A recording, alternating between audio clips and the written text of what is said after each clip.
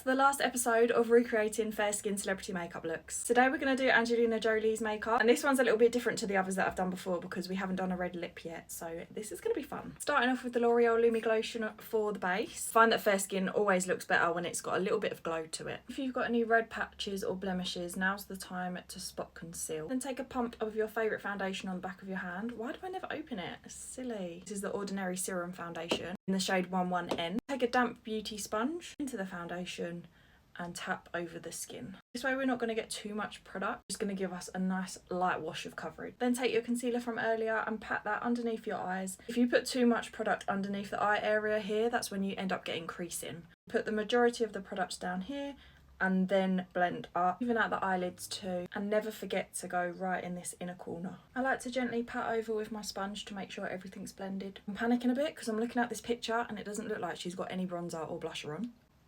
That might just be the lighting from where the picture's been taken, but we're definitely going to put some on. We'll keep it very soft. Take a cool tone bronzer and just really contour with that, to be honest. I don't really want to bronze the skin up too much because it's just not bronzy in that picture. Just a little something along the hollows of the cheeks, along the forehead too, and of course along the jawline. Let's set everything in place. This is the Rimmel Stay Matte powder. I'm going to come back to blush later. Moving on to eyes, if you've got a cool toned eyeshadow palette, that's going to be best for this look. I'm using the 18CT Matte Essentials palette from Morphe, and I'm going to take this I'm going to take this cool toned brown. Really messily put that in the crease. So place your brush here and then start doing circular motions. Try not to take it up too high if you can. We want to leave a little gap in between the brows and the eyelid. Then on a slightly smaller brush, dip into a medium grey shade. This is going along the outer V. Keep into this section here. On a skinny angled brush, dip into a really dark grey or black and line the top lash line. You also want to go right into the inner corner. Come a little bit higher up, right in the centre of the eyelid. If you look where your pupil is, you want that to be the highest point of the line. And then do a little wing, just feather out that end part of the wing. With whatever's left on your brush, we're just going to put that as close as we can to the bottom lash line. Stick to this outer section here. Don't come any further in than this outside part of your eye. Then on a small dense brush, take the same grey shade that we used, buff over the top of that line we've just created. Doesn't need to be blended out too much, but we just want to soften it a little bit. Once that line's softened, you can then take whatever's left on your brush along this part. A tight line with a brown pencil. So run that along the top waterline and the bottom. Pop a half lash on.